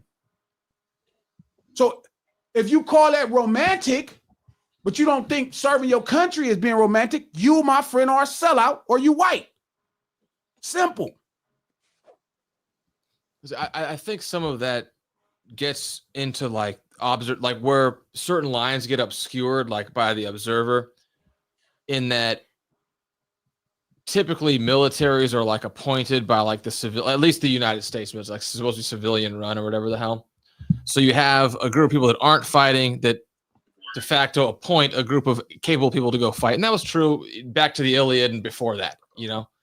So that I think gets obscured by a lot of observers. And then also like, when does one group separate from another? Like, is the United States acting on behalf of white Europe? Well, they kind of left that group. So, but they still have to. They are a part of even a bigger clique. They're a part of this whole global neighborhood clique. America, England. Right now, they sending money to some motherfucking white people that's related to the white people they fighting. Ukraine. They sending money to them to fight the other white people, and all them motherfuckers is related. And making you pay for it. Two sides of the battle line that moves from here, or it's over here, or it's over here, or it's over here. Who, me? No, like in the international political sphere over history. So like, and that's not dissimilar. It's just a matter of I think where you know as the outsider want to observe like, okay, well this is, you know, I say consistent, but like, all right, this is seamless here, this is seamless there. Like you know, there's a lot of different kind of layered nuance insofar as like to how that kind of goes. There's a lot of consistency and there's a lot of separation that is just in the moment and in the time and place. But like I say, the greater the conflict, the stranger the bedfellows. Fucking cry. That's a fact of history. But again, it's just weird to me that everything I'm doing is considered glamorizing versus me being proud of my experiences and meeting people and being with my people. When that should be a standard thing for men. That's what America preaches as a whole. That's what every country preaches as a whole. Sure. To think of it as any different is white supremacy. The only separation is the law, which still plays into white supremacy. That's not me giving you nothing. It's the same thing. We're born. Me and Mook are born where we're from. The media, this is what I'll say with what you're saying. The media has programmed most of these observers into believing what they saying is correct as far as the stance on how America operates and the way the Crips, the Bloods, the gangs operate. It's been programmed in the negative light to the world, which is why they don't understand how you could be as proud as you are about where you come from, because they're getting programmed to believe that where you come from is a fucked up place and all y'all do is fucked up things. Guess what? That's what most people, when I leave the country, say about America. Yeah. Yeah, because like, how could y'all be proud of that shit? The shit y'all got going. Yeah. Oh, don't go to one of them countries that got a high moral high ground. Oh my God, they be like, they let y'all eat that. That's a fact. Again, so that's where people trap me saying there's no glory in it. This is just the fact of existing. This is the fact of existing everywhere. Yeah. You're born. That's how citizenship works. If that was the case, then Trump don't need to deport nobody. Then what's borders for? The lines they drew in the dirt, they made them shits up. That's true. They really made them up. Somebody, there's no lines. They painted some lines, got lines, some places don't got lines. But you know, if you cross over there, it's different. Yeah.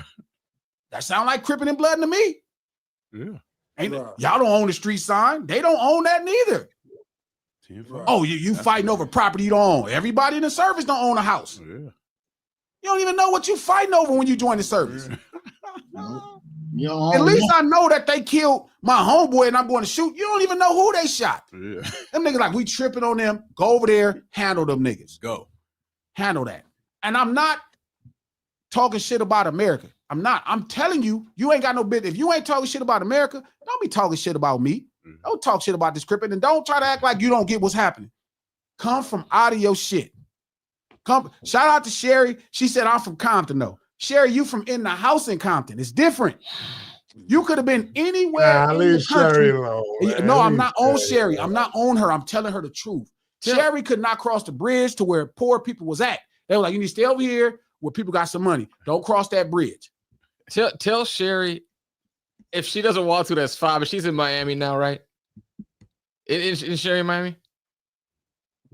Yeah, she in Florida. Yeah, she close enough. Got about the hood. hood. Miami Gardens, somewhere in that area. Yeah, something like that. If she's in the South Florida area, I'm taking Sherry to lunch. We owe her for all of this. Yeah. Nobody banged in front of Sherry house. No violence happened in front of Sherry house. No violence happened in front of Sherry house.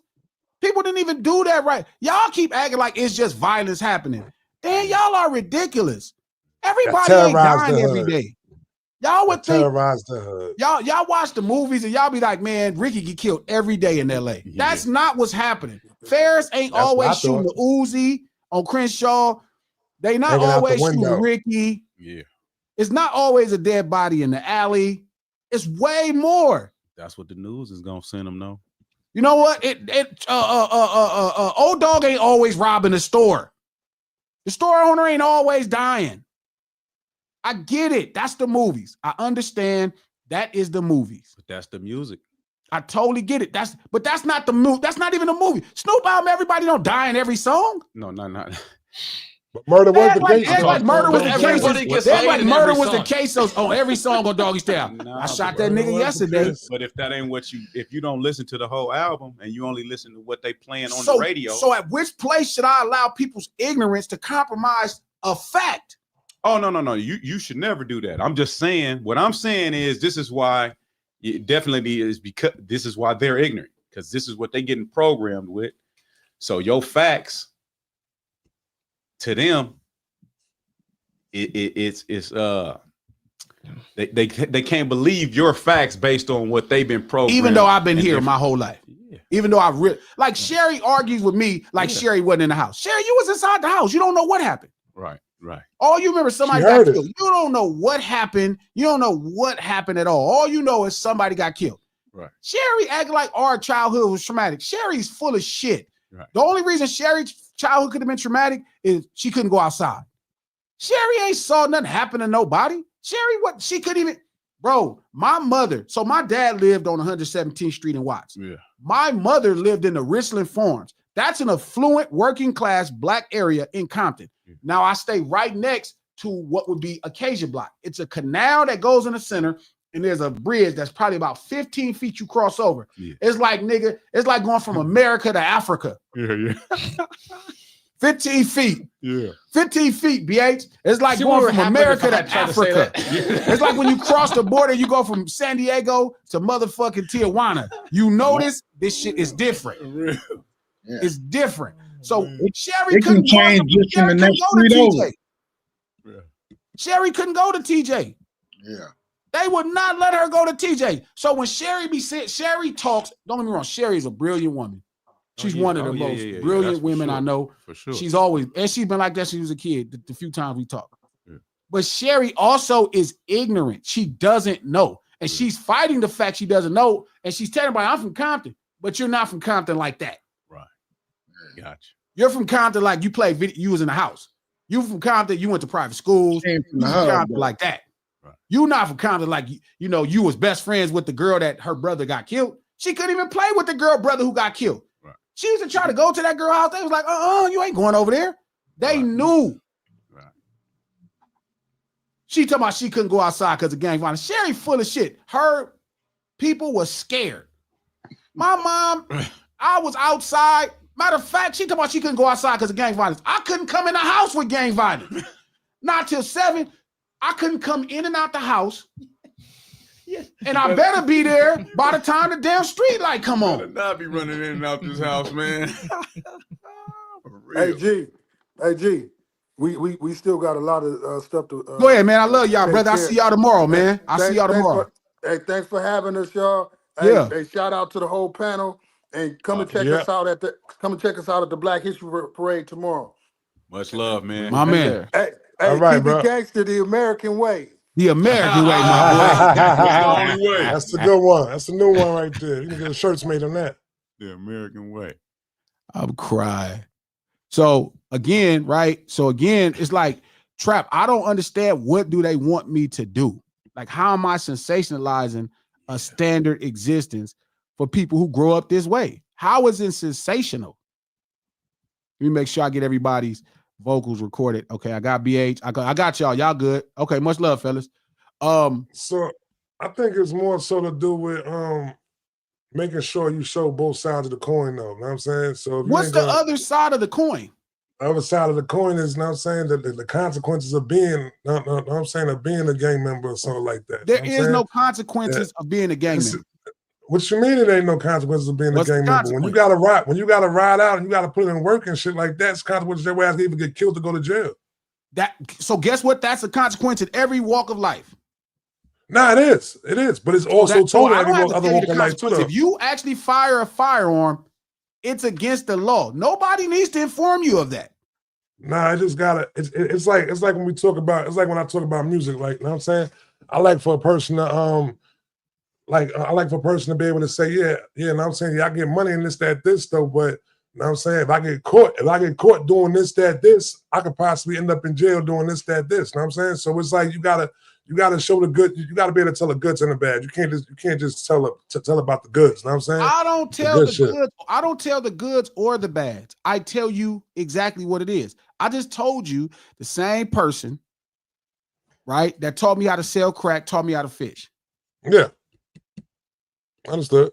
So selling crack is illegal. If I need to tell you selling crack is illegal, you probably should not be listening to this. It's against the law to sell drugs. I don't care if you're a gang member or not. But guess what? You don't have to sell drugs as a gang member. You can actually work at McDonald's. It's a weird thing that acts like you're compared. Everybody Trap that's from the set ain't an infantryman. Everybody don't go shoot. Trap actually 80% of the people from a set probably never shot a gun. 80%, Trap. 80% probably never shot a fucking gun. Could you expand on that a little bit? Just like, so then what are they doing? It's like being Just wanted to say they down with the game. Just wanted to say down with the game. Just Joe Blow from like the house second from the corner. It turns You know what I'm into saying? a lot of different reasons. You got to, like I said, you know, you got times where you just if I just keep walking home from school with my boys, my homeboys, my partners, whatever, every time we walk home from school, we got dudes driving by shooting at us, or dudes driving by hitting us up, or dudes hopping out chasing us or fighting us, or whatever the case may be, just because we live over here. We just live over here. We ain't even from over here yet. We just live over here. They think we about to turn into these guys that's from over here. Man, y'all chasing us and getting on our nerves anyway. We fighting and protecting ourselves every day. They're anyway. just friends. We just homies. Think about it. We gonna ride now. We might as well push this, because at the end of the day, y'all antagonizing us and bothering us anyway. So when you say about the shooting people and all that, you got some dudes that they just good scrappers. I'm gonna fight because I'm gonna protect myself as a man. Sure. As a man, Pete, you my boy. We going outside right now. Ain't nobody finna just bother us like that. Right that now, you ain't from the set. Yeah, I get that. So then it turns into what? Like let's say you slept with a girl. Here you go. This gangbanging 101. I got you. And this is something you can relate to. Let's say you slept with a girl. You didn't know this girl had a dude, right? But her dude is like some notorious guy that's from the streets. And he know you slept with her. He's seen what happens when we have common friends. Fact. So you see, right? So you see your picture. So he see your picture. Old girl recorded you nailing her from the back. She look at the phone, see the picture. Lord. And she be like, "Who is this?" She punch on him. It's Peter. It's Peter. Peter did it. It's Peter Boss. He did. It's Pete. What's Pete? Where Pete at? Pete. He went to go do a podcast. Here's the address. Get the address. Yeah. We walk outside this motherfucker. He like, "Hey, Pete, you sleep with my girl." He walk up, start kicking your ass. Right? Start kicking your ass. I'm like, I'm not gonna let you get your ass kicked. You my man. Yeah, sure. Get off the homie. Now, if you do anything else, I'm kicking your ass. I'm kicking his ass now because he did too much. I'm kicking his ass. Boom. Get off the homie. Get up out of here. Poof. He come back and shoot us. Now he got a problem with me too. Yeah. Because you are my friend. Yeah. Being from a gang means you inherit other friends' problems. Exactly. That's kind of like anecdotally speaking, like, when I was living elsewhere, if I wanted to steal a dollar real quick, make a quick, fast little bit of money, I had one good friend who was from a pretty big gang in the area. I was pretty conscious. I was like, we're good friends. We can, conduct trade, whatever you want to call it. And that's fine. I didn't want to press that line to where it's like, yeah, if this goes any further, I didn't want to, at least as I was perceiving it. It's funny. I was thinking in the car on the way up here. I was like, I spent 5 years of my life at the most dangerous intersection in town. I was in the middle of the street at the intersection of savvy and ignorant, so I'm like, I don't want to be in a position where, because now I have maybe more backup behind my name by proxy, now I'm also on call for all those people by proxy in addition to that. Yeah. And there's some reality to that. And I don't know to what extent that's always maybe necessarily illustrated. It should be implied at minimum. Here's a question. And that's a great point, right? But Menace to Society is a gangbanger movie. What? Right? Right, Trap? Menace Society is a gangbanger movie, right? Boys in Hood is a gangbanger movie, right? It's gangbanger, right? I thought it was about a high school football movie. Right? Facts, right? Colors right? Is gangbanger, right? Gangbang movie, right? Friday is a gangbanger movie. I don't know about Friday. I've heard things. See how you don't know that? Why you don't know Friday is a gangbanger movie? Nah, I think Friday was more or less like a California culture, like what goes why on do you in think California. Culture if you live in the hundreds? What exactly? Pete, don't give too much. That's what Pete get hella LA. I didn't get gangbanging out of Friday though. Why not? I didn't get gangbanging. Why because not? Because it didn't even tap into nobody that was part of a gang in the movie though like that. They sell drugs, get shot at, and talk about them you guys did not over see there. That was hustling. That was hustling. The difference so you between think hustling and gangbangers don't gangbanging. hustle? No, Who's but doing the hustling? Listen, Smokey was hustling. fucking what's the name was don't half think of Big Worm was from nowhere? With blue shirt, trucks on, khakis with blue on, t-shirt, and blue Dickies I on. still didn't get it. I Big still Worm didn't get from gangbangers in that movie. because they didn't. Yeah, see, You know what they didn't do? Say, you don't say that to those people around the corner. He didn't say. He doesn't go say that to those people around the corner. It wasn't In until the movie. Mexicans came around. When the Mexicans came around, it was the Mexicans like that. You know what I'm saying? It was just showing Somebody what got a wholesale. the neighborhood in California. That's So was New Jack City? gangbanging. Somebody got a wholesale, Was bro. New Jack City a gangbanging movie? No, because it's not shot. No. It's Not not New Jack shot in City, Los was Angeles. Juice. he said who? No. New Jack City. Was Juice a Oh. gangbanging movie? Juice is shot in New York. That's New York. That's East Coast stuff. So That's you East saying Coast because politics. you saying because it was a California movie, it's a gangbanging movie? I'm telling you, it's a gangbanger story. No. There are certain homies from a Yeah. gang that have a job. There are certain homies from gangs that actually Who was hustle. the gangbangers? Who was the Who? gang members in them? Who was the gang members? Smokey, they in both Friday? work from a gang. Smokey is a Crip. No, he wasn't. You can see I that. didn't Why get would Crip from him Smokey at all. not be a Crip? I Look didn't at get Crip him. from him at all.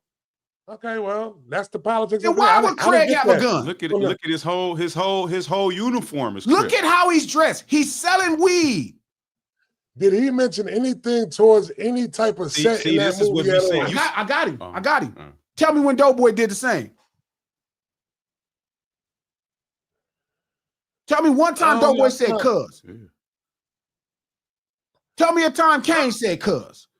See, but that was kind of different. Oh, though, no, no, no, no, no, no, the no, no, gentleman no, no, in the I'm car explaining you. wearing I'm that explaining red you. I'm and explaining shot what in was the different. alley. I'm explaining what was different. I'm explaining what was different. Yeah. When they went and them niggas was sitting on and they were sitting on the porch, it was a gang of them. It was a gang of them sitting on the porch. You know what I'm saying? Like that. It was a crew of them sitting on the porch. Yes. These two niggas were sitting on the porch smoking weed together. That What was was it. that? What do you think they Weed was that doing they were on the porch? selling with guns getting shot up They over was dead by a guy chilling. who's not from a gang. They was Okay, chilling. here's a great example. When they pulled up in the shit and they pulled up in the low riders and all that shit was giving off that culture like that. Them niggas Here. was sitting on giving off the culture of two potheads on the porch. You don't. Trap. I'm gonna make it real quick. That's crazy. No, Trap, so trap. it's got to be negative. I swear It's to God. perception. It's your perception. G. Could be. Here's where it all settles. You have a guy who owes another guy a drug debt, And he's going to kill and him. a van full of different guys shoot up the whole house. Over weed. Matter of That's fact- hustling. It's hustling. Mhm. Over Hustling, $200. Was Tupac a gang member in fucking Poetic Justice? No. No, Tone Loc was a gang member. Yeah, he was. Remember, Tupac was from the Bay. Okay. This is crazy. Yeah. Okay. And that's my point. And Like, Tone I Loc didn't say cannot cuz in be that a movie either. Doughboy never said cuz. No. Monster Son hung never out the said window cuz. with a red Pookie never bandana said on. cuz. That was a gang member right there. G. How? He The never nigga that said hung out the cuz. window? Nigga who hung out the window will kill Ricky. G. He What never was he? said blood. It's the perception now. It's the perception. How could you see the perception until it's too? It's like, No, I'm saying they. no, I agree. It's like if they're not doing the wrong thing, even though Smokey is doing the wrong thing. But that ain't enough wrong. They like, oh, you know what? That ain't never a little They're saying weed. that ain't enough wrong. Well, move. I ain't never get gang member from Smokey. Or Of or course. fucking what's his Fair, name. like not Never. all of it, but there is a component to gangbanging in LA that has to do with hustling, and there are a lot of conflicts throughout the history of the city that have to do with like it's more so setting up geographies.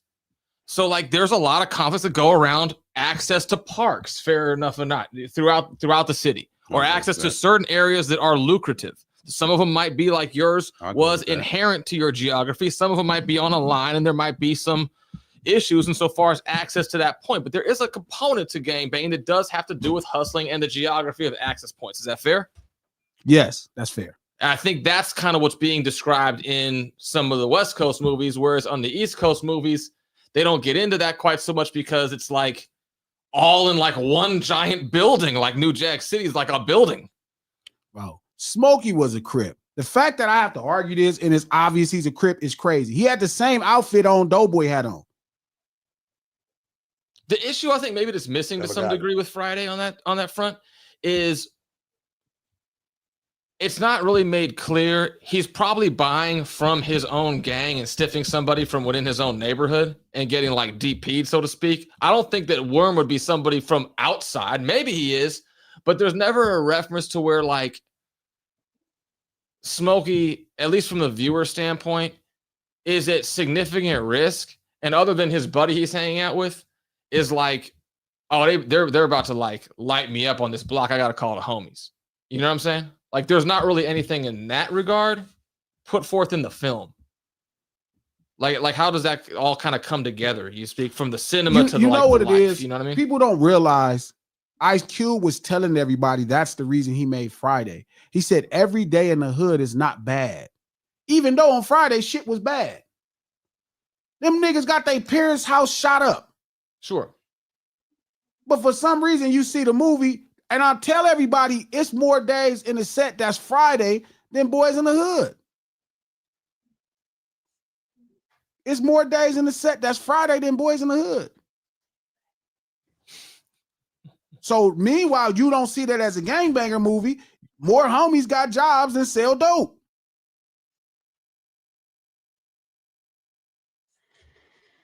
That could just be me from my East Coast perspective. I didn't get gang member from that shit though. What about the fact that Smokey was smoking Sherm? Nigga was an addict. What you mean? Like nigga a bad pack. Yeah, this When angel the does. Mexican nigga smoked him, gave him the bad, gave him the bad pack. By accident. Why would you be hanging with people smoking Sherm? He didn't do it on purpose, man. What you Why mean? would you be hanging with people smoking That's Sherm? neighborhood. That's 'Cause you buy neighborhood it shit, on the man. sneak. It's neighborhood shit. Bro, that is crazy. He That y'all can't snuck see. that. He snuck that shit in on him, B. He ain't smoked that shit. That's like crazy that y'all can't see that Smokey was a Crip. I didn't know that. I never got that. He was wearing a blue t-shirt, blue chucks, gray Dickies, blue hat to the back. They didn't get that homeboy from Debo was wearing a Pendleton with stepped on the back house shoe. You don't see that? Dub C, the niggas that came and bust on him had a blue flag on the gun. Yeah. That's See what I how said. that I said work? that. And that was in what's the name? You talking about Friday? You talking about what's? You talking That's in about Friday. Remember when he said, when the nigga came and bust on him, when niggas ain't nobody finna fuck See with what Queen said, right? You see what Queen said? And Dub C Queen came and said you shot at him lying out on the Smokey, man. He had the rag on the gun, the bandana on the gun. Yeah. Queen The said you fact lying that on y'all- Smokey, man. Shout out to Queen Lady Act. The fact that she doesn't separate, she thinks gangbanging is not LA culture. It's the exact same thing. That's the point. That's the whole point. That's the point. And this is what I've been saying. I mean, it goes back to like lines. Is gangbanging LA culture in the Palisades? No, but how big do you want to make LA, and how broad do you want to make LA culture? LA is a quilt, effectively. Street urban culture. Sure. So specifically, not Yeah. LA culture, because there might not be no culture in LA. Well, Yeah. in and out is kind of culture. But I mean, in like a lot of places, I mean, LA is like a quilt. You know, there's each area has its own cultural microcosm. It's different from the one here, different from the one there, different from the one there. I mean, Yeah. small and large. All right, well, we out this thing right here, man. We finna shut the stream down and do the podcast. No Ceilings Live, the lunch hour every Monday, Wednesday, and Friday, right here, noon Pacific Standard Time. Click the thumbs up button. Thank you for stopping by. We do this stream to support the No Ceilings podcast. Look below. We just dropped a new episode, conversations about Mexicans and the N-word, right there. Link in the description. You can actually listen to it on Apple Podcasts or iHeart Podcasts, anywhere you get your podcast from. The No Ceilings Podcast, executive produced by Charlemagne the God, the Black Effect Network, and iHeart. And we out this thing. Much love.